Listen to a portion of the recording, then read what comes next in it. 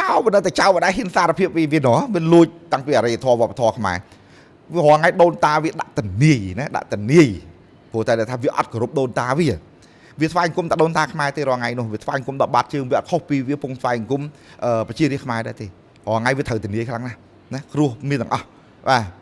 hay vì luiประธาน cơ vọt đi một chút cua đôi như thế chẳng và bóng ôn châu từ follow account này một chút đây account này nhung AC bán nhung gì thằng bàn account này nhung lấy hiện gì thằng này đã ra mấy lời việc bên video phẩm bảy vậy nè hoặc mấy copy thì thật là view thùng mà mong chưa bị mong lo ăn chết mà rồi khi bên chào lại để sao hay nhung ăn tới gì thằng khang phòng và lời ní bóng ôn châu từ follow một chút nè nhưng đã link lên đăng thẻ vậy và hay trong đăng này gì ở bắt cái bài hay thằng mỏng của account nó sẽ ray phim nó trong cá chê chứ rồi chê đòm lại thì ở đây để và hay và to thêm nè viên lui nè đôn ta với chỉ chào tăngពីសក្តារទី1សកលរតីសូមបីតែឈ្មោះស្ដេចវាក៏វាយកឈ្មោះខ្មែរដាក់ដែរណាចំណុចសក្តារទី1ឲ្យយល់ពួកវាជាជនជាតិភាគតិចភៀសខ្លួនមកពីខាងជីដែននៃតំបន់នោះដូចិននោះណា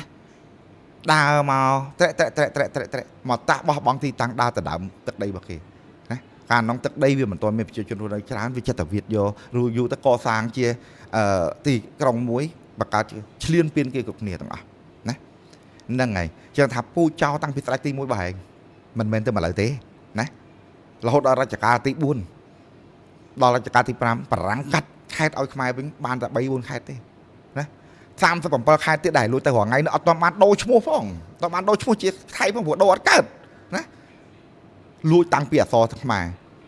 លួចតាំងពីភាសានិយាយទៀតភាសានិយាយរងថ្ងៃនោះភាសាខ្មែរដែរពាក់កដាលណាត្រូវដឹងខ្លួនឯង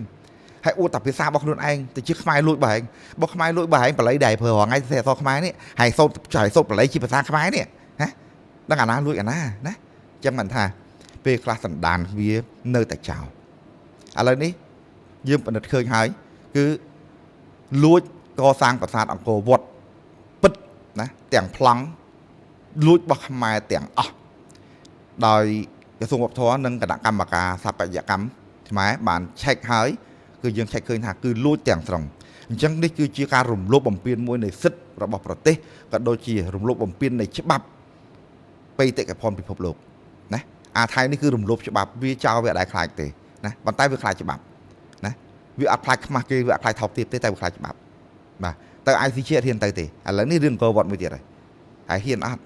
ណាណោះមានអាលោកណាយកសពថាឃើញគោហើយណាសូរយៈប្រហែលទី2បាទអញអីហ៎កំណើតកើតជាពីជំនាញទេណា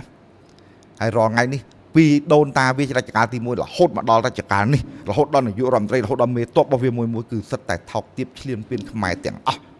សូមបងប្អូនខមមិនម្នាក់មួយជេរវាហើយឲ្យវាស្គាល់ថាឯងជាចោរលួចទឹកដីលួចវប្បធម៌លួចអរិយធម៌របស់អញឯងកំពុងតែថ្វាយបង្គំបាតជើងដូនតាអញណាអរគុណអ្នកនរគ្នា follow account របស់ខ្ញុំមួយទៀតផង